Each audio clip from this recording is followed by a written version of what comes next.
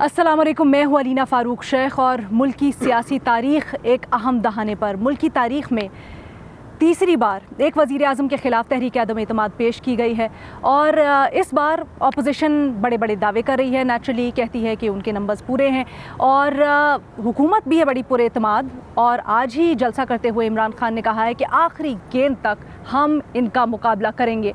और इससे पहले कि कल अपोजिशन के भी और हुकूमत के भी जो काफ़िले हैं वो शहर इक़्तिदार में आए, हम सबसे तेज़ और हम सबसे पहले, और हम पहुंच चुके हैं यहाँ पर सारी एक्टिविटी के दरमियान में। हम इस वक्त मौजूद हैं शहर इक़्तिदार में। मेरे अक़ब में आप देख भी सकते हैं पार्लियामेंट हाउस मौजूद है, प्रेसिडेंशियल हाउस मौजूद है और ये वो जगह है जहाँ पर सारी एक्टिविटी हो रही है। कल से और ज़्यादा बढ़ जाएगी और हम सब इसके दरमियान में जो जो कुछ होता रहेगा, हमारे तज्ज़िये तबसरे, हमारी रिपोर्टिंग आपके साथ शेयर करते रहेंगे। तो जनाब, जैसे ये जो सियासी दर्जा हरारत है, इसमें शिद्दत है, इसमें हिद्दत है, तो जो इल्ज़ामात का सिलसिला है वो भी और तुंदो तेज़ और गर्म होता जा रहा है। आज ही देख लें, मरीम नवाज़ ने एक कारकुनान से खिताब करते हुए रैली में इल्ज़ाम लगाया बनी गाला के ऊपर। वो कहती हैं कि जी पंजाब में तकर्रुर और तबादले कराने के लिए रिश्वत ली जा रही है और इसके जो ताने बाने हैं वो मिलते हैं बनी गाला से। वो कहती हैं कोई 6 अरब रुपए से ज़्यादा कमाया गया इस रिश्वत के सिलसिले में। सिर्फ यही नहीं, गुज़श्ता रात आसमा शिराजी साहब से गुफ्तगू करते हुए शहबाज शरीफ साहब ने भी कुछ इल्ज़ामात लगाए बनी गाला से इनका ताल्लुक़। और आसमा शिराजी साहिबा ने जब पूछा कि क्या सबूत है आपके पास इनके, तो शहबाज शरीफ साहब ने कहा बड़े वसूख से बात कह रहा हूँ, सबूत है। सिर्फ यही नहीं, बिलावल भुट्टो जरदारी साहब भी आपको याद होगा, वो भी इसी तरह के इल्ज़ामात लगा चुके हैं और ब्यूरोक्रेसी का हवाला देते हुए उन्होंने कहा कि बड़ी इस तरह की खबरें आ रही हैं। तो ये जो सारे इल्ज़ामात लग रहे हैं, वज़ीर आज़म इमरान खान इनका जवाब कैसे देंगे? आज सबसे पहले ज़रा अपने एनालिस्ट से ये पूछते हैं, उसके बाद प्रोग्राम के सेकंड हाफ में से मज़ीद खुल के गुफ्तगू करेंगे सियासी सूरत हाल के ऊपर। इमरान खान को अपने ऊपर लगाए गए इल्ज़ामात का जवाब कैसे देना चाहिए, हमारा अपने एनालिस्ट के लिए बुनियादी सवाल। आज हमें पैनल पर ज्वाइन कर रहे हैं मज़हर अब्बास साहब, बेनज़ीर शाह साहिबा, इरशाद भट्टी साहब और हफीज़ुल्लाह नियाज़ी साहब। बेनज़ीर, सबसे पहले टेक आपका चाहूँगी इसके ऊपर। क्या समझती हैं आप, वज़ीर आज़म का सही जवाब क्या होगा? अलीना, पहले तो जैसे मरीम नवाज़ शरीफ ने बात की, कुछ जादू की और इसी किस्म की बात शहबाज शरीफ साहब ने रात को एक प्रोग्राम में की, मेरे ख़्याल से ये मुनासिब नहीं है। आप वज़ीर आज़म के ख़िलाफ़ वोट ऑफ नो कॉन्फिडेंस ला रहे हैं, आप लाएँ, आपका आईनी हक़ है, लेकिन उनके घर वालों को इस वक्त इस तरह टारगेट करना मेरे ख़्याल से इसकी ज़रूरत नहीं है और ऐसा होना भी नहीं चाहिए। जहाँ तक करप्शन का इल्ज़ाम है, जो उनका दूसरा इल्ज़ाम था कि अरबों रुपए लिए जा रहे हैं पोस्टिंग और ट्रांसफ़र्स के लिए पंजाब में, ये इल्ज़ाम पहले भी लग चुका है और काफ़ी दफ़ा ये बात हुई है। तो इस पे होना तो ये चाहिए कि तहकीकात हो, वज़ीर आज़म को इस पर तहकीकात करवानी चाहिए, लेकिन ऐसा होगा नहीं अलीना, क्योंकि हुकूमत की तरफ से जो हिकमत अमली है वो बड़ी क्लियर है और वो ये है कि डिले एंड डिस्ट्रैक्ट। जितना भी हो सके आप ये जो पूरा तहरीक है अदम एतमाद की, इसको आप जितना हो सके आप इस वोटिंग को डिले करें। 14 दिन में करानी थी, वो नहीं हुई, अब बात पीर तक चली गई है, उससे पता नहीं कितने आगे जाती है। और डिस्ट्रैक्ट आप किस तरह करें? डिस्ट्रैक्ट आप इस तरह करें कि सेशन से एक दिन पहले आप जलसा बुला लें। आप वज़ीर आज़म, बड़ी हैरान कुन बात थी कि वज़ीर आज़म ने एक वीडियो मैसेज रिकॉर्ड किया और जिसमें उन्होंने कहा आवाम से कि आप आएँ, एक सियासी जलसे में आएँ। वो अपना वज़ीर आज़म का ऑफिस इस्तेमाल कर रहे हैं लोगों को एक जलसे पे बुलाने के लिए। मुझे तो ये बड़ी अजीब सी एक चीज़ लगी। दूसरी जो डिस्ट्रैक्ट करने की टेक्निक है वो ये है कि जिस दिन एजेंडे पे ये आएगा वोट ऑफ नो कॉन्फिडेंस, उस दिन आप जनूबी पंजाब का बिल ला के रख दें, ताकि opposition vote of no confidence की बात कर रही होगी और तब हुकूमत कह रही होगी हम तो जनूबी पंजाब का बिल ले आए, हम तो 3 साल से देखें, ये तो चाहते ही नहीं है कि जनूबी पंजाब बने। तो ये सारी डिले एंड डिस्ट्रैक्ट टैक्टिक्स हैं। लेकिन जहाँ तक किसी की घर वालों की बात है, मेरे ख्याल से इस किस्म की स्ट्रैटेजी अपोजिशन को नहीं अपनानी चाहिए। अपोजिशन को इस तरह की स्ट्रैटेजी नहीं अपनानी चाहिए, लेकिन जो इल्ज़ामात कह रही हैं रिश्वत से मुतल्लिक हैं या करप्शन से मुतल्लिक हैं, उनके ऊपर वज़ीर आज़म को तहकीकात करवानी चाहिए। भट्टी साहब, वज़ीर आज़म ही तहकीकात करवाएं या फिर कोई और तरीक़ा कार होना चाहिए, क्या समझते हैं आप? देखिए मैडम शेख, वक्त बदल रहा है। आज कितना बड़ा वक्त है कि मैं और आप एक साथ बैठे हुए और हमारे पीछे ऐवान सदर है, यानी आरिफ अलवी साहब भी कहीं बैठे होंगे, तो और पार्लियामेंट है जिसके सामने लिखा हुआ है ला इलाहा इल्लल्लाह मुहम्मद रसूलुल्लाह। अंदर क्या होता है वो एक छोड़ दीजिए। और कितना वक्त बदल रहा है कि शहबाज शरीफ साहब इल्ज़ाम लगा रहे हैं। शहबाज शरीफ साहब की लॉन्ड्री से वो धुल के बाहर आ गए। कोई बात ही नहीं करता कि वो 56 कंपनी स्कैंडल भी था, वो साफ पानी एक स्कैंडल भी था जिसमें उन्होंने कहा था कि 400 करोड़ लगा के, पंजाब के ब्यूरोक्रेट ने कहा था कि 400 करोड़ लगा कर भी हम एक साफ़ पानी की बूंद नहीं दे सके। और वो TT case, TT Raj Kapoor बन गए जब ये, और वो चपड़ासी मकसूद, वो अली अहमद, वो मसरूर अब्बासी, वो फजल दाद, वो महबूब पापड़ वाल फरोश, वो मंजूर फेरी वाला, और सुना है वज़ीर आज़म के उम्मीदवार हैं अब शहबाज शरीफ। कितना बड़ा इस मुल्क के लिए एजाज़ होगा कि मनी लॉन्ड्रिंग और इतने संगीन इल्ज़ामात वाला धुल के दोबारा हमारे ऊपर हुक्मरानी करेगा। और मरियम नवाज़ साहिबा, कतरी खात, जो जाली ट्रस्ट डीड, सुप्रीम कोर्ट में जालसाजी, मेरी कोई अंदरून मुल्क या बैरून मुल्क जायदाद नहीं है, छोड़िए ये सारा। और दूसरी बात मैडम शेख, ये बड़ी ही बदकिस्मती की बात है कि मरियम नवाज़ साहिबा भी खातून अव्वल पे हमला करती हैं, गो के दूसरी तरफ से भी होता है, लेकिन इनसे मैं तवक्को करता था कि ये नहीं करेंगे। बिलावल भुट्टो भी कहते हैं कि जादूगरनी और कोई पैसे दिए बगैर, खातून अव्वल को पैसे दिए बगैर काम नहीं होता। वज़ीर आज़म के वालिद को ले आना जो फौत हो गए हैं, जो अब उनको ले आना, उन पर झूठे इल्ज़ाम लगाना। तो बात यह है कि अब ये करना क्या चाहिए। लेकिन इस करने से पहले शहबाज शरीफ साहब से मैंने पूछना है कि जो मुर्गियां सप्लाई होती हैं कि आपसे क्योंकि आपका भी कारोबार किसी दौर में मुर्गी और अंडे और बच्चों का था, चूज़ों का था, तो क्या वहाँ से यानी आपकी फैमिली का, तो क्या वहाँ से लेके जाते हैं वज़ीर आज़म साहब, या किसी ट्रक ने, ड्राइवर ने बताया है कि जो आपको लेके जाता है? और इसका सियासत से ताल्लुक़ क्या है? क्या सरकारी ख़जाने से मुर्गियाँ जाती हैं? दूसरी तरफ से कुत्तों की खुराकें भी जाती थी, सरकारी ओमनी ग्रुप हैप्पी बर्थडे भी होता था। खैर छोड़िए, पहला इल्ज़ाम जो, ये तो इल्ज़ाम ही छोड़ दीजिए। गो के 35 पंक्चर वाला अभी अदालत में है, 4 साल से है, जो नजम सेठी साहब लेके गए हुए थे। 10 अरब हाउस ऑफ शरीफ से जो वज़ीर आज़म ने कहा था मुझे देने की कोशिश की कि पनामा लीग से हट जा, उसका भी कोई फ़ैसला नहीं हुआ। इमरान खान ने जस्टिस वजीउद्दीन के ख़िलाफ़ अदालत में जाना था, उसका भी कोई नहीं हुआ। छोड़िए, हमारे मुल्क में कुछ नहीं होता। इतने बड़े बड़े इल्ज़ामात इन सारों पर लगे थे, आज वो धुल कर और सारों के मसीहा बने हुए, जमहूरियत की बोड़ें बनी हुई हैं। इसमें एक बात है जिसमें सोचना चाहिए, वो बात ये है कि ये जो मरियम नवाज़ साहिबा ने कहा है ना 6 अरब, वो सबूत होंगे तो खैर वो लाएंगी। कहानियाँ हमने भी बड़ी सुनी हैं कि बुज़दार साहब को लगाया किसने, बुज़दार साहब को क्यों लगाया गया, ऐन से उस्मान, ऐन से इमरान, या क्यों, कौन इन्हें चला रहा है? पंजाब की एक फैमिली है जो खातून अव्वल की दोस्त है और उनका मियाँ है, ये इस तरह की हमने सुनी थी मुबैना तौर पर। एहसन जमील गुज्जर और उनकी बेगम और वगैरह वगैरह के, वो उनका पंजाब में असर रसूख क्या है। मानिका फैमिली की मुबैना लूट मार की बड़ी कहानियाँ, मुबैना करप्शन की बड़ी कहानियाँ हैं, उनके रातों रात अमीर होने की बड़ी कहानियाँ हैं। वो पंजाब में कुछ लोगों के असासों में बेतहाशा इजाफा हुआ है, उस पर भी बड़ी कहानियाँ हैं। और तकर्रियों तबादलों पर जो पैसे लिए दिए जाते हैं उसकी भी बड़ी कहानियाँ हैं। मगर क्या पहली कहानियाँ, पहले अफसाने, क्या उनका कोई नतीजा निकला? और अगर एक आध केस के खिलाफ फैसला भी आ गया, अगर एक आध केस में मैडम शेख एक फैसला भी हो गया तो उसको किस कौम ने माना? यहाँ तो करप्शन को कोई मानते ही नहीं है। सुनते थे तो इसलिए ये मेरा ख्याल है ये इल्जाम ही लगाएगा। शरीफ खानदान की मुतल्लिक कहानियाँ, जरदारी खानदान की मुतल्लिक कहानियाँ, इनको अदालत जाना चाहिए। मेरा ख्याल है इमरान खान को अदालत जाना चाहिए। न्यायी साहब दो बातें करते हैं भट्टी साहब, ये जो कहानियाँ सुना रही हैं, पहले हम दूसरों के खिलाफ सुनते थे, अब वही कहानियाँ घूम के हम उसी तरह से इमरान खान और फिर उनसे रिलेटेड लोगों के बारे में सुन रहे हैं। आप इसको किस तरह से देखते हैं? भट्टी साहब कहते हैं कि जो शहबाज शरीफ साहब ने इल्ज़ाम लगाया कल, सियासत से इसका ताल्लुक ही कोई नहीं। देखें जी, पहली बात तो यह है कि आप फरमा रही हैं कि बज़ाहिर इमरान खान साहब या PTI वाले पुरुमीद और पुरएतमाद नज़र आ रहे हैं।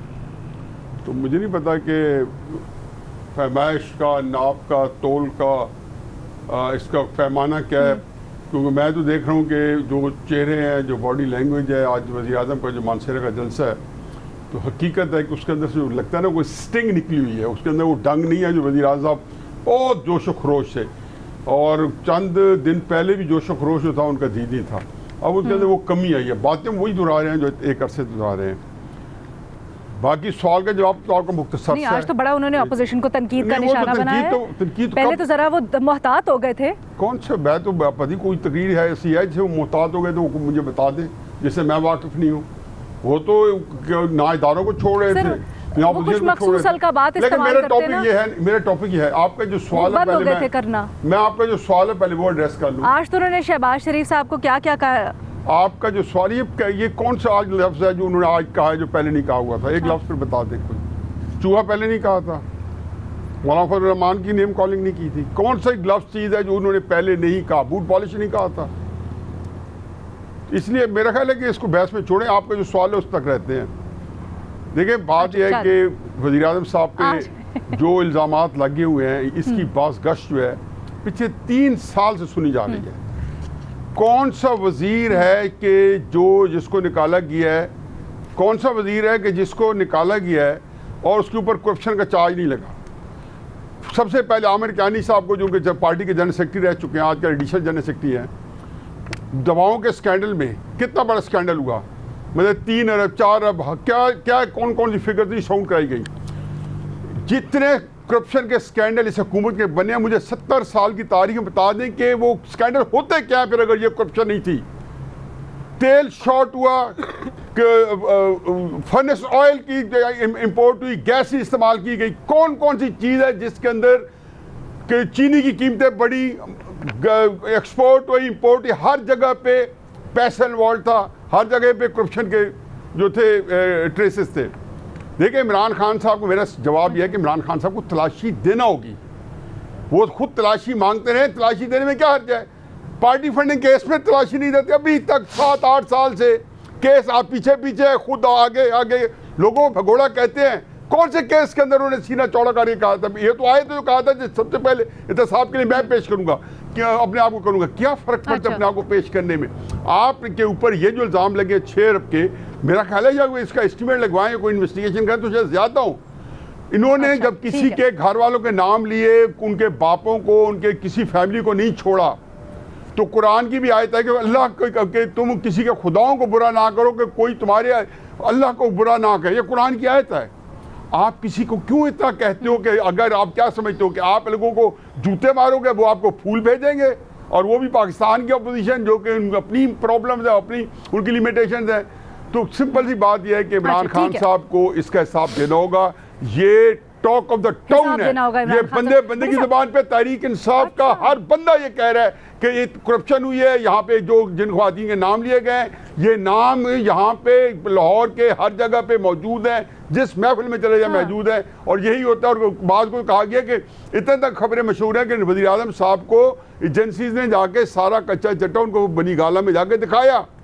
अच्छा चले, फिर जितने मुद्दे बातें, तो इसका नक्शे पात तलाश करना होगा और इनको तलाशी देना होगा। मज़े साहब आज बड़े सीरियस है। भट्टी साहब, मुझे ऐसा लग रहा है मज़े साहब हम लोगों को इस्लामाबाद में देख के, पीछे हमारे पार्लियामेंट हाउस है, पीछे हमारे प्रेसिडेंट हाउस है, ये देख के मज़े साहब बड़े सीरियस हो गए। नहीं मैडम शेख मज़हर साहब इस वजह से सीरियस नहीं हुए कि हम एक तो ये नहीं एक तो जेलसी है कि मैं और आप इकट्ठे बैठे हैं इतने ऐवाने बार। दूसरा मज़हर साहब एक काफ़ी दिनों से दुख में हैं और वो दुख है साईं उस्मान बुज़दार के जाने का। तख्त हिल रहा है ना, मज़हर साहब के तख्त हिल रहा है। साईं उस्मान बुज़दार सिर्फ मज़हर साहब का तस्दीर सुनता था, हमारा बाकी म्यूट कर देता था।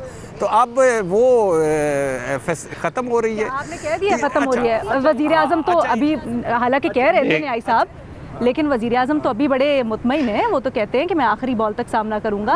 आज भी उन्होंने कहा है वज़ीर आज़म साहब के पास मैडम शेख एक और भी बड़ी मज़ा, उन्होंने कहा मैं सरप्राइज़ दूंगा। क्या हो सकता है सरप्राइज़? क्या हो सकता है सरप्राइज़? इत्तेहादी उनके साथ मिल जाएं। और तीसरा सरप्राइज़ उनको सुप्रीम कोर्ट से भी तवक्को है कि वो ऐसा कर दें कि सुप्रीम कोर्ट ऐसा फैसला दे दे कि जो लोटे हैं वो एक मरतबा लोटे बनने से बच जाएं।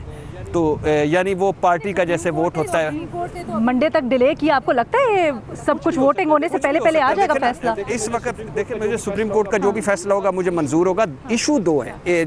चीफ जस्टिस साहब के जो रिमार्क्स पे बात करते हैं, जो अभी तक चीफ जस्टिस साहब के रिमार्क्स हैं कि वोट देना चाहिए उनको, कास्ट होना चाहिए। जस्टिस मुनीब साहब का जो दूसरी है वो कहते हैं कि नहीं, वोट पार्टी का होता है, तो कुछ भी हो सकता है। लेकिन एक और बात मैडम शेख मज़हर साहब की सीरियसनेस को शायद ये कम, जो शहबाज शरीफ साहब ने प्रेस कॉन्फ्रेंस की है नवाज शरीफ साहब और जनरल बाजवा साहब के हवाले से आखिरी लम्हों में कि वो उनका आर्मी चीफ उनके बारे में सॉफ्ट रखते और नवाज शरीफ साहब के तो कभी कर ही नहीं सकते और फलाना हो ही नहीं सकता। और मुझे वो गुजरांवाला जलसा याद आ गया। आपकी बात मज़हर साहब, आप कब आ रहे हैं हमारे साथ Islamabad? Over to you Mazhar साहब, आप कब आ रहे हैं इस्लामाबाद? सारी एक्टिविटी के दरमियान हम बैठे हुए आपको मिस कर रहे हैं सर। देखिए अलीना, आप और भट्टी साहब इस्लामाबाद पहुंच गए, लेकिन फिर भी पार्लियामेंट से बाहर हैं, तो आप लोग डी चौक से आगे नहीं जाएंगे, ये मुझे पता है यहाँ बैठकर भी। दूसरे ये अच्छा। कि जवाब है कि वज़ीर आज़म साहब और बारहा में बात करते रहे हैं कि हतक इज़्ज़त का कानून सख्त बनाएं ताकि महीनों में फ़ैसले हों और वज़ीर आज़म जाएं इल्ज़ामात लगाने में। देखिए, जब ऐवानों की बातें मैदानों में आ जाएं और मैदानों से बाज़ारों में आ जाएं तो फिर इसी तरह की ज़बान इस्तेमाल होती है। और यही कुछ हमारी सियासत में हमने देखा है, माजी में रहा है, लेकिन अब बहुत ज़्यादा हो गया है। जिस तरह की दोनों तरफ से ज़बानें इस्तेमाल हो रही हैं, ज़बान इस्तेमाल हो रही है, अफसोस होता है कि आप और क्योंकि जलसों में अपने कारकुनों के सामने आप ये बातें करते हैं, इसलिए इसका ट्रिकल डाउन इफ़ेक्ट फिर वर्कर्स में जाता है। जिस घटिया अंदाज में चीज़ें की जा रही हैं, जिस पर्सनल अटैक्स किए जा रहे हैं, जिस तरह के खिताबात दिए जा रहे हैं, उसके बाद आप क्या एक्सपेक्ट करते हैं? मुझे तो लगता है कि चूँकि अब ऐवानों में बातें कम, मैदानों में ज़्यादा हो रही हैं, इसलिए सूरत हाल जो है वो बहुत अच्छी नहीं है। अपोजिशन का जहाँ तक ताल्लुक़ है, अपोजिशन देखे कि कहीं अदम एतमाद की तहरीक से पहले उनके नंबर्स कम ना हो जाएं। दूसरे, हुकूमत ज़रूर इस चीज़ पे गौर करे कि बहुत से बेज़मीर, जो ख़ुद आप कहते हैं, जो आपने अभी कुछ अरसे पहले तक कहते रहे थे कि ज़मीर फ़रोश हैं, कोई एक ज़रूर एग्ज़ाम्पल बनाएं कि इसने इतने करोड़ लिए हैं। अब तक क्या हो रहा है कि जी इनको इतने करोड़ की ऑफ़र हुई थी, इनको इतने करोड़ की ऑफ़र हुई थी, कोई एग्ज़ाम्पल सेट करें। अब फवाद चौधरी साहब कह रहे हैं कि जी ज़्यादातर लोग वापस आ रहे हैं, तो वो जो बेज़मीरी है, क्या फिर वो बाज़मीर हो जाएंगे? यही बुनियादी सवाल है और सुप्रीम कोर्ट को इस चीज़ को भी एड्रेस करना चाहिए कि जी जो लोग ये बात कह रहे हैं नाअहली की, उनसे ज़रा ये पूछा तो जाए कि आपने जब इनको टिकट दिया था तो ये कितने बाज़मीर थे जिस वक्त टिकट दिए गए थे, अलीना, और टिकट का क्राइटेरिया क्या था, किस चीज़ को बेस बना के। और ये सारी सियासी जमातों के है कि बुनियादी चीज़ वहाँ से ख़राबी होती है जब आप टिकट देते हैं। अच्छा बेनज़ीर, जल्दी से ऐड कर लीजिए, फिर ब्रेक लेनी है। अलीना, मैं सिर्फ यहाँ पे ऐड करना चाहूँगी कि करप्शन की बात हो रही है, तो अपोजिशन के जो रहनुमा जिनसे मेरी बात हुई है, वो तो ये कहते हैं कि अगर वज़ीर आज़म हट जाते हैं वोट ऑफ नो कॉन्फिडेंस के बाद, तो 2 केसेस तो उनके खिलाफ ज़रूर बनेंगे करप्शन के नैब में। वो कहते हैं एक तो LNG का बनेगा और दूसरा ये जो चीनी का स्कैंडल था, जो पहले एक्सपोर्ट कर दी गई शुगर और बाद में इम्पोर्ट की, वो कहते हैं ये 2 केसेस तो जरूर उनके खिलाफ तैयार है। फिर कोरोना फंड्स का बनेगा, जिसके आगे सारा कुछ आ गया, कितने फंड्स जो हुए उनकी मिसअप्रोप्रिएशन हुई है, वो तो पब्लिक अकाउंट्स कमेटी के अंदर आया हुआ है। चले, हम तो आगे की बात कर रहे हैं ना। अभी यहाँ पर सिचुएशन है कि ठंडी ठंडी हवा चल रही है और कल यहाँ पर जो काफ़िले हैं वो आना शुरू हो जाएंगे एहतजाजी कारकुनों के, जो यहाँ पर अपने पार्टीज़ को सपोर्ट करना चाहेंगे, या वो हुकूमत को सपोर्ट करें, या वो जो PDM के साथ काफ़िले आ रहे हैं, दोनों नहीं आना है। तो इस ठंडे ठंडे माहौल में जब गर्म गर्म खून और नौजवान आएंगे तो क्या होगा? वज़ीर आज़म ने इससे मुतल्लिक आज कुछ दावा किया है। ज़रा एक छोटी सी ब्रेक, उसके बाद डिस्कस करते हैं।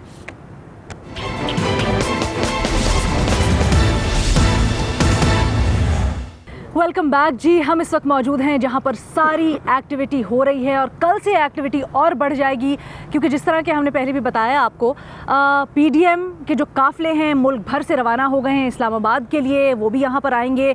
और जो तहरीक अदम एतमाद जमा करवाई गई है वज़ीर आज़म के ख़िलाफ़, उसके फैसले का इंतज़ार करेंगे, तब तक यहाँ रहेंगे कारकुनान।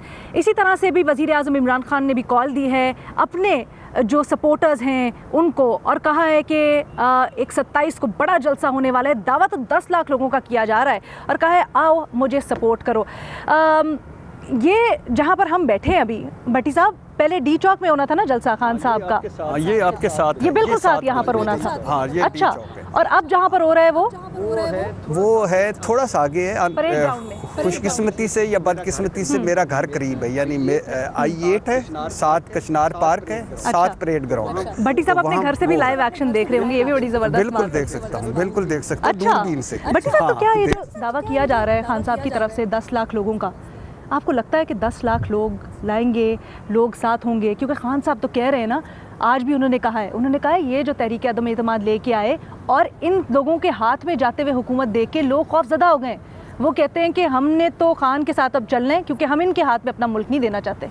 मैडम शेख, ये एक अलहदा बात है कि इमरान खान रहते हैं या चले जाते हैं। ये अलहदा बात है कि इस वक्त वो हार चुके हैं या जीत चुके हैं। ये अलहदा बात है कि वो ब्लफ गेम खेल रहे हैं या उनके पास कोई सरप्राइज़ है। ये छोड़ दीजिए, अदम एतमाद कामयाब हो जाती है। लेकिन मैं शुरू से कहता आ रहा था, जिस तरह इन्होंने PDM ने अपने नैरेटिव की ज़मीन बोस किया, जिस तरह इन्होंने सिंध हाउस में लोटों को रखा, या जिस तरह ये एक्टिव हुए मार्केट में, इमरान खान को नई ज़िंदगी सियासी दी है इन्होंने। इमरान खान को रिलीफ दिया है। इमरान खान को इन्होंने ड्रिपें लगाई हैं 3-4 विटामिन्स की। और आज मैं पिछले 2-3 दिन से कराची में भी था, आपको पता है, फिर मैं इस्लामाबाद में फिरा। बिलीव मी, लोग कह रहे हैं हम इमरान खान के जलसे में जाएंगे। ये इमरान खान के साथ ज्यादती हो रही है। इमरान खान साहब को हटाया जा रहा है। क्यों हटाया? इस तरह हटाया जा रहा है, आप देखिए। होते सारे डी चौक में वो तो माहौल ही अलग होता, अब परेड ग्राउंड वेन्यू है, ऐसे कुछ फ़र्क पड़ेगा? नहीं, बहुत ज़्यादा फ़र्क पड़ेगा, ज़ाहिर है, डेफिनेटली। लेकिन ये बड़ा जलसा होगा। आई विल बी सरप्राइज अगर बड़ा जलसा ना हुआ। दूसरी बात ये है कि अब मैं जो इस बात पे आना चाहता था, ये इस वक्त PDM ने, मुस्लिम लीग ने छांगा मांगा को सनद कर दी है कि छांगा मांगा में ज़मीर ज़िंदा थे लोग जो गए थे उनके साथ। पीपल्स पार्टी ने अपने जो पेट्रियाट मुशर्रफ दौर में टूटी थी उसको सनद अता कर दी है कि वो भी ज़मीर के साथ ज़िंदा थे। और काफ लीग जो नून लीग से बनी थी वो भी ज़मीर के साथ ज़िंदा थे। यानी आप अंदाज़ा करें, मेरे दोस्त राना सना कह रहे हैं कि ये जो लोटे हैं ये मुजाहिद हैं, और मेरे दोस्त साद रफ़ीक कह रहे हैं ये कौमी हीरो हैं। मरियम नवाज़ साहब कहती हैं कि इनका घिराव करेंगे आखिरी वक्त तक। तो ये वो चीज़ें हैं जिन्होंने एक नैरेटिव बिल्ड कर दिया इमरान खान का। क्या मैं मगरब के खिलाफ खड़ा हुआ? मैं पहले भी ये बात कर चुका हूँ, और ये चंद दिनों बाद मेरे दोस्त नहीं मानते थे सारे। ये हम पीछे पार्लियामेंट को तो देख रहे हैं। अमेरिका को एब्सोल्युटली नॉट। मैं यूरोप को कहा हम तुम्हारे गुलाम हैं। मैं रूस चला गया, मैंने रिलीफ देना शुरू किया। ये देखो, ये सारे चोर डाकू लुटेरे फिर से आल बचाओ माल बचाओ खाल बचाओ के लिए इकट्ठे हो गए, मुझे हटा रहे हैं। और सिंध हाउस देखिए क्या हो रहा है। इस मुल्क की बदकिस्मती देखिए, सिंध हाउस में लोटे थे मुबैना तौर पर, उन पे कोई दुख नहीं। सिंध हाउस के दरवाजा टूटने। चले, हम ये बात तो कर रहे हैं कि पार्लियामेंट में क्या हो रहा है, यहाँ पर क्या, ये बताएंगे। जो पीछे हमें सुप्रीम कोर्ट की इमारत भी नज़र आ रही है, यहाँ से क्या आपको एक्सपेक्टेशन है? ये क्या वोटिंग होते तक यहाँ से कुछ फैसला आएगा, कुछ होगा, क्या किरदार हो सकता है? बड़ा दिलचस्प और बड़ा अच्छा सवाल किया है। और मेरे ख्याल से आपने right people for right job, यानी शुक्र है मेरे ख्याल से अच्छा शुक्र है आपने कर दिया। हाँ, तो मज़े साहब हमें यहाँ पे देख के पहले ही जेलस हो रहे हैं। पीछे जो मनाजिर हम दिखा रहे हैं, अभी तो यहाँ पे ठंडी ठंडी हवाएं चल रही हैं। कल से यहाँ पर फुल हीट होगी, सियासी तौर पर भी। कारकुनान भी यहाँ पर जमा होने शुरू हो जाएंगे। कारकुनान काफिले आना शुरू हो गए मुजाहिदों के। अच्छा, यानी दोनों तरफ से मुजाहिद ही हैं, चले आ रहे हैं, यानी भंगड़े डाल रहे हैं, आई जा रहे हैं। अच्छा, पहली बात तो ये है कि मुझे जो भी सुप्रीम कोर्ट का फैसला होगा मुझे कबूल है। दूसरी बात ये है कि मुझे यकीन करें, मुझे उम्मीद है कि सुप्रीम कोर्ट से मेरी अगर ख्वाहिश करें तो मैं उनसे दस्त हाथ दरख्वास्त करूंगा। 63A में मुझे कोई लॉजिक नज़र नहीं आता। यानी अगर वोट देता है तो D सीट और अगर इस्तीफा देता है तो फिर भी ना आए उस डी सीट यानी पार्टी से। तो आप मुझे सुप्रीम कोर्ट से तवक्को है कि लोटाक्रेसी को खत्म कर दें, लोटाक्रेसी को खत्म। हम लोग तो यहीं पे ना सुप्रीम कोर्ट चलते हैं, जरा लोटाक्रेसी को सुप्रीम कोर्ट मेरी खत्म कर दे। समाज को हम भी समाज सुनेंगे, उसके ऊपर नजर रखेंगे और फिर हम आके दोबारा आपके लिए तज्जिया तबसरा करेंगे। मंडे को सुप्रीम कोर्ट चलते हैं, यही पीछे है, वहाँ पे भी देख लेते हैं क्या होता है आगे। लेकिन बेनज़ीर, अभी जो भट्टी साहब बात कर रहे थे बेनज़ीर, वो कह रहे हैं कि उनके ख्याल में वाकई में ये इमरान खान की बात बिल्कुल दुरुस्त है कि ऑपोजिशन ने इमरान खान को एक बार फिर नई ज़िंदगी दी है। ऑपोजिशन जो निकली है इसकी वजह से वोटर सपोर्ट, और वो लोग भी बल्कि कह रहे हैं कि जो इमरान खान के साथ नहीं थे महंगाई बढ़ने की वजह से, दीगर मसाइल की वजह से, वो वापस इमरान खान के साथ आएंगे और एक नई जहद के साथ आए। अच्छा, मुझे पता नहीं था अलीना कि हम भी हैं शो पे। मैं तो समझी ये 1-on-1 है भट्टी साहब के साथ आज। देखिए जहाँ तक और ये सारी सीनरी एंजॉय कर रहे थे बेनज़ीर, गलती से शो ना हम चाहते हैं आप लोग भी आ जाएं यहाँ पर। आप इतने मजे में डूब जाएं, मेस्मराइज हो जाएं कि ये शो जो है ना उसकी हैसियत सानवी रह जाए। क्योंकि ज्यादा आप एंजॉय कर रहे हैं, एंजॉय करें, एंजॉय करें। क्योंकि शो आरसी, आज का आरसी आपके मौसम के एंजॉय करने के नाम, आपकी फैसिनेशन के नाम आज का आरसी। भाई शुक्रिया, शुक्रिया बेनज़ीर साहब, शुक्रिया। हम लोग को इस्लामाबाद में सारी एक्टिविटी के दरमियान में देख के ना ब्रेक मिले, आपने कहा आरसी भी कर लो, अलीना एक्टिविटी के दरमियान आपने सोचा कि आरसी भी कर लो, चलो एक तो भुगता दो।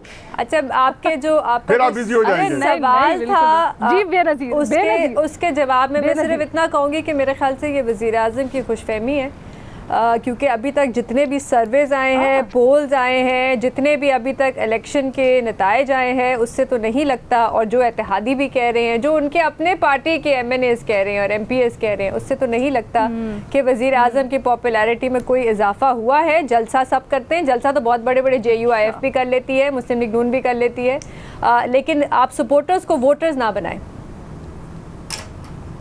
अच्छा ठीक है, बेनज़ीर इत्तेफाक नहीं करती हैं। एक छोटी सी हमने ब्रेक लेनी है, उसके बाद ज़रा वापस। और मज़हर अब्बास साहब और हफीज़ुल्लाह नियाज़ी साहब जो दूर दूर बैठ के बड़ा मिस कर रहे हैं कि हम भी काश एक्शन के दरमियान में होते हैं। हिस्ट्री बन रही है जनाब, और कल से सारा कुछ यहाँ पर शुरू होगा, बल्कि आज कौमी असम्बली का इजलास जब से इन सेशन हुआ तभी से हमने देखा गहमा गहमी, ना सिर्फ कौमी असम्बली जो हमारे पीछे है उसकी इमारत पार्लियामेंट हाउस की, बल्कि सुप्रीम कोर्ट में भी आज बड़ा गहमा गहमी रही मिला रहा। हम आपको यहाँ से रिपोर्ट कर रहे हैं। ज़रा छोटी सी ब्रेक, उसके बाद न्यायी साहब और मज़हर साहब क्या कहते हैं जानिए।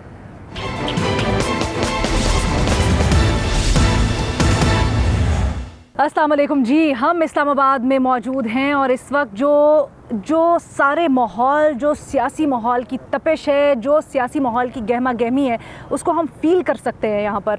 और गो के यहाँ पर हवाएं बड़ी ठंडी ठंडी चल रही हैं, जैसा कि मैंने बताया पहले भी, लेकिन यहाँ पर माहौल में एक अजीब सी हलचल है। क्या होने वाला है, ये सबके दिलों में, सबके जहनों में सवाल है। और जिस तरह के दावे हो रहे हैं दोनों साइड से, उसको हम भी डिस्कस कर रहे हैं। न्यायी साहब के पास लेके चलते हैं पॉइंट। न्यायी साहब, जैसे ब्रेक से पहले हम बात कर रहे थे और भट्टी साहब की एक अलग राय, बेनज़ीर की एक अलग राय है। ये जो खान साहब कहते हैं कि जो अपोजिशन लेके आई है तहरीक और इनका पूरा एजेंडा, इसकी वजह से मेरी मकबूलियत में इजाफा हुआ है, आपका इसके ऊपर क्या राय है? देखें जी, मैं जो है इन ऑल जिसको कहना चाहिए फेयरनेस, ये तो मैं ज़रूर कहूँगा कि इमरान खान साहब की जो कोर सपोर्ट है या उसके डाई हार्ट्स हैं, जो कि बड़े एक उनके अंदर भी वो जो डिसकॉन्टेंट या जो एक बेइत्मीनानी जो थी वो उन तक भी पहुँच रही थी, उनको भी हॉन्ट कर रही थी। तो उस तक तो ये कि वो उनको उन्होंने दोबारा जो है वो चार्ज अप हैं, अपबीट हैं, उनके अंदर जोश खरोश बलबला जो है वो दोबारा वापस आ गया है। इमरान खान साहब जिन्होंने 4-5 नैरेटिव जो हैं उसको 1.5-2 महीने पहले जब उनको पता चल गया था कि वो जाने के अमकानात ज़्यादा हो गए हैं, जिसमें पहली स्पीच में उन्होंने अंदिया भी दे दिया था। उस स्पीच में हमेशा कहता हूँ और यहाँ हम डिस्कस भी करते रहे कि उसके अंदर ये था कि जैसे वो एक जाने वाले की स्पीच होती है कि जब नवाज शरीफ साहब ने ऐसी तकरीर की, भुट्टो साहब ने तकरीरें की, तो उससे वो उनके अंदर जो है ना उनको पॉपुलैरिटी मिली। तो उन्होंने कहा था कि मैं ख़तरनाक हो जाऊँगा जब मैं बाहर निकलूँगा सड़कों में। तो ये उससे लेके अब तक इमरान खान साहब ने जो नैरेटिव दिया एंटी अमेरिकन, आज अब लाहौर जो है पूरा, वो बाकी जगह यही हाल होगा, पूरा पाकिस्तान भरा होगा, लेकिन लाहौर के अंदर का जियो अगर दिखा सके तो वो मैं भेजूँगा तस्वीर। यहाँ लाहौर में बिल बोर्ड और स्टीमर और सारे भरे पड़े हैं कि मुजाहिद नहीं तो सर पासवान फिर आप भी ये समझ रहे हैं ना कि इजाफा हुआ है मकबूलियत में। मैं देखो अलीना प्लीज मुझे एक्सप्लेन कर। एक होती है कोर्स, सियासत में कौन कोर्स कोड में जीतता है। दूसरा ये है, अच्छा मैं जल्दी जल्दी करता हूँ ताकि आपका टाइम पूरा हो जाए, हाँ। ताकि मसला हल हो या ना हो। इमरान खान साहब जो जितने ये स्लोगन्स दे रहे हैं, क्योंकि टाइम नहीं है मैं नहीं बता रहा हूँ, और जिनके वजह जोशो खोशो बढ़े है, वो ये कहते हैं ना अब्राहम लिंकन की बड़ी कोट है, जो बहुत कोट होती है, इमरान खान खुद भी करते हैं कि आप थोड़े से लोगों को हमेशा के लिए बेवकूफ़ बना सकते हो, आप बहुत सारे लोगों को थोड़े वक्त के लिए बेवकूफ़ बना सकते हो, लेकिन आप बहुत सारे लोगों को बहुत सारे वक्त के लिए बेवकूफ़ नहीं बना सकते। इमरान खान साहब की ये तरकीब जो है वो नाकाम होगी। बाकी आप मौसम डिस्कस कर लें, क्योंकि उसके लिए टाइम आपके पास बहुत है। अच्छा जी हाँ, चलिए मैं ज़रा भट्टी साहब से कमेंट ले लूँ। भट्टी साहब, ये जो दो राय आई है मेरे पास, क्या कहते हैं आप? ये जो मेरे प्यारे भाई न्याजी साहब ने कोर्ट, ये सुप्रीम कोर्ट ने नवाज शरीफ साहब के बारे में लिखा था उनके फैसले में कि आप थोड़े से वक्त थोड़े लोगों को बेवकूफ़ बनाते हैं, ज़्यादा से वक्त ज़्यादा लोगों पर, लेकिन हमेशा नहीं बेवकूफ़ बना सकते। ये मुझे आज वो केस वो याद आ गया कि उन्होंने लिखा था उसमें। दूसरी बात ये कि ये ठीक है, न्याजी साहब का एक अपनी राय का मुझे एहतराम है, लेकिन बिलीव मी ये जो है ना, चार्ज जब जरूर हुई है। हमारे पास खत्म हो गया। इस्लामाबाद में हम मौजूद हैं, आपको हर लम्हे की खबर यहाँ पर देते रहेंगे जो हलचल हो रही है, लेकिन फिल वक्त हमें इजाज़त दीजिए। अल्लाह हाफ़िज़।